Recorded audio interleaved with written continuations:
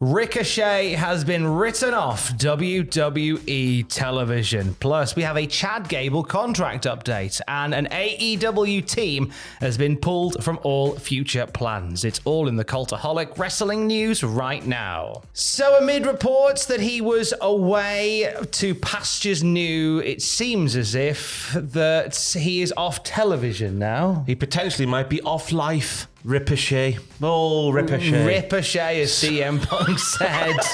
A lot of conversation over the weekend about Ricochet's future, with reports saying that he is leaving WWE at the end of his deal in the summer. PW Insider was saying that last night, and Fightful Select as well, saying that last night was his last contracted night, the last time he was booked, and boy, did he go out with a bang. Yeah, so we go backstage for a nice old shooty fighty, so we do. Bron Breakker once again spears Ilya Dragunov, which then sees Bron Breakker lawn dart is the word you've used, which has been tremendously used by Tom then the notes, Ricochet, and then all of a sudden Ricochet is power slammed off an ambulance sort of plinth kind of thing, the back of the ambulance, through a car windshield. Samantha Irvin is in tatters. She is a mess, and she left in the ambulance with Ricochet. He gave us a little thumbs up, which, you know, to those who know the secret sign language is see you in AEW, lads.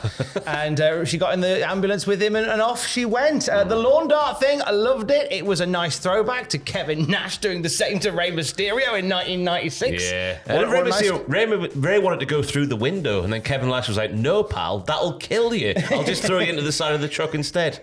I also like the target that Bron Breakker used was Jimmy Hart's mouth. So Jimmy Hart expected to do a run-in at SummerSlam, confirmed, yeah. if we're going by the truck logic that we use heading into WrestleMania. Reported by Fightful and PW Insider that yes, indeed, that was Ricochet's last night on Raw. Quite a way to go, isn't it? Yeah, especially, it's a good way to go, I guess. A memorable write-off, so then when people remember you, years down the line when he comes back, obviously, we're already going to speculate that load of bollocks, aren't we? He's already going to come back in a few years' time. We'll remember him getting written off, and the P&V that'll be in his veins for Bron Breakker, who'll be champion at the time, no doubt, I don't know. And of course, this is still a thing where if we have an 11th hour decision made and Ricochet does end up staying with WWE, it's something that they can simply just retcon by having Ricochet come back, and jobs are good. And if he doesn't come back, what a feather in the cap for Bron Breakker to say that he took a guy that'd been with the company since 2018 and literally drove him out of the company. Scared him away. Metaphorically drove him out, rather, because if he literally drove him out, he'd have been driving the ambulance. Yeah, he put him through the windshield of the car, not the back seat. Yeah, that's it. That would have made more sense. Does this mean that King Puma is going to be making a ring return soon, Ross? Not necessarily, Tom, as Peter Insider report that Ricochet owns his ring name, so can take it anywhere he pleases. This is obviously a thing we know from back in the WCPW days. Ricochet was a thing there. Ricochet was a thing in New Japan Pro Wrestling, as we saw with those matches that he had with a certain man. Flippity-bee-bee. Flippity-floppity boy in the cartwheel wrestling. But it's fair play to Ricochet for getting that done, because you never see it done, ever, do you? Even Tama Tonga's had things plugged onto his name, which I assume have been for trademark and merchandising purposes. And also you get some guys who come into the company with their name and WWE buy out the likenesses and rights to it, like the Dudley Boys, who came into the WWE as the Dudley Boys, but then when they left WWE went, oh no, we're keeping that now. Thank you very much. Pop that over here. You can't have it. You're going to use it? No, but you can't. So Ricochet will be able to continue to be Ricochet wherever he may land next. We'll keep you up to date on the movements of Ricochet at cultaholic.com. One thing a few other people have said as well, which is a spurious thing to say, but I think it's worth pointing out, because a few people have gone, oh, what does this mean for Samantha Irvin? Well, she's staying, of course. She's for now, it seems, because she's a contracted WWE employee. No, that's the whole life that works, Tom. My girlfriend's upstairs, your wife-to-be's upstairs. We all work as part of the same company, don't we? It's true. I've only worked with my future wife once, and we did each other's heads in. So I'm glad that there's not an Irvin Ricochet relationship there.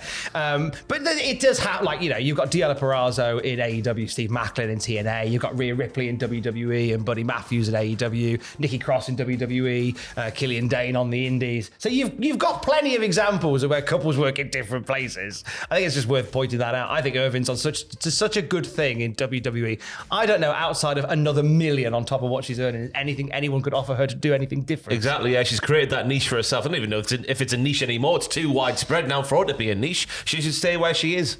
Good for her. She's for made making a thing of herself in the wrestling. She's made ring announcing cool again. Yeah. Good on her. You and Justin Roberts, the dapper yapper.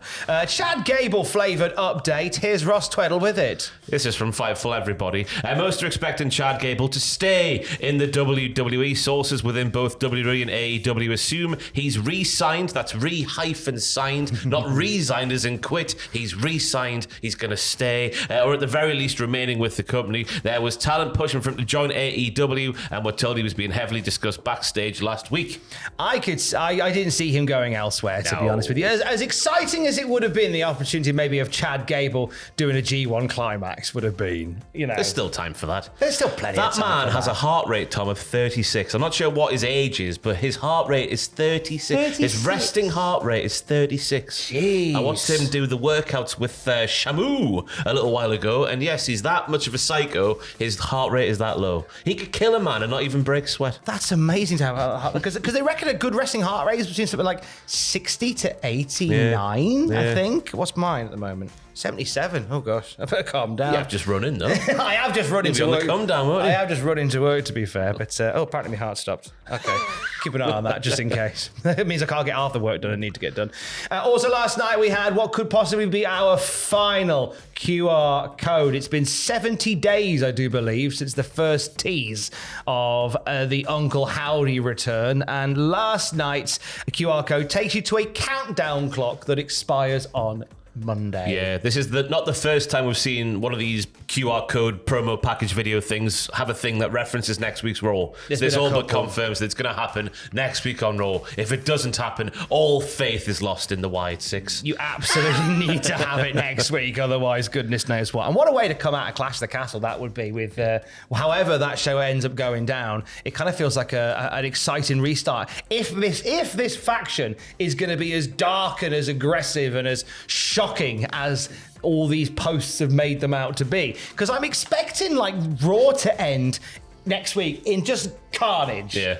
The way that it's been described, using the words massacre and run and just accept your fate and all this stuff, I'm expecting like the ring to be ripped apart, fans to be dissolved. Maybe Ricochet comes back and goes, ha ha, got you all. Then Uncle Howdy goes, ah, and then that's the end of Ricochet forever. Ricochet's thing for the next few weeks is just every time he just gets battered and taken to the hospital.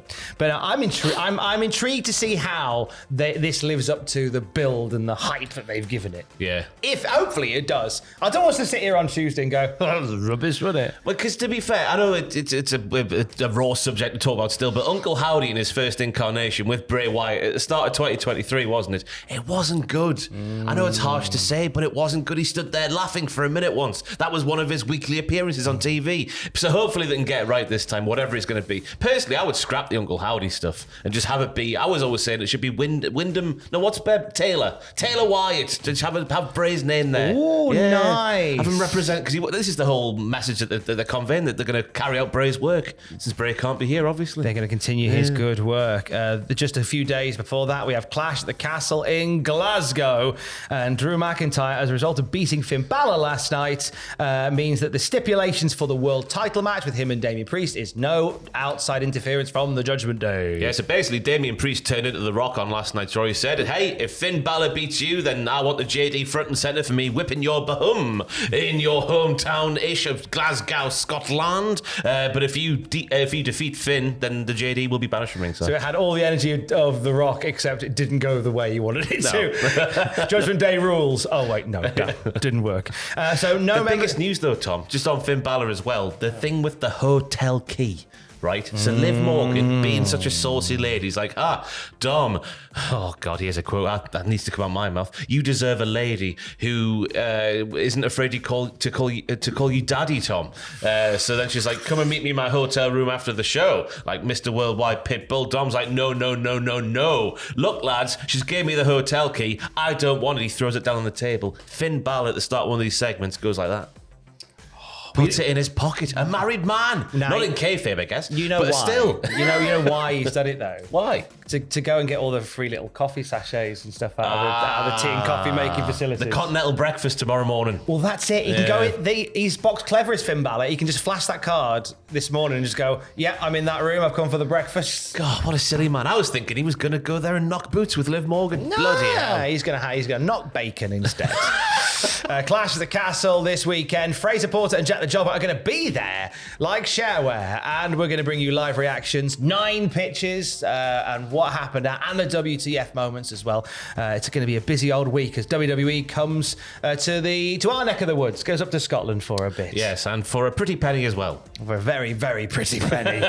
We'll end on some AEW news. We're sending our best wishes to Dax Harwood, who opened up he made a little confession online last night, didn't he, Ross? Yeah, he's been lying to the medical team, he's been lying to the fans, he's been lying to his boss, and because of that, he's been apologising to all the above. He's had a hematoma at the bottom of his back, which has flared up very recently. It happened back at Dynasty, where he took that massive bump with Nicholas Jackson, I believe it was. I thought it was the pile drive that he gave Matthew Jackson. But I might be wrong. The pile driver. Either way, I think it was a pile driver that gave him a hematoma. Yeah, and he's basically been saying, there's nothing wrong with me, lads. I'm completely fine to wrestle, and it's flared up. You might be wondering why they had long tights on Collision. It's because he tried to have like a padded waistband made to keep the sort of, because obviously wrestlers do lots of bumps on the lower back, and he was trying to get like a padded thing on there to lessen the impact on the hematoma.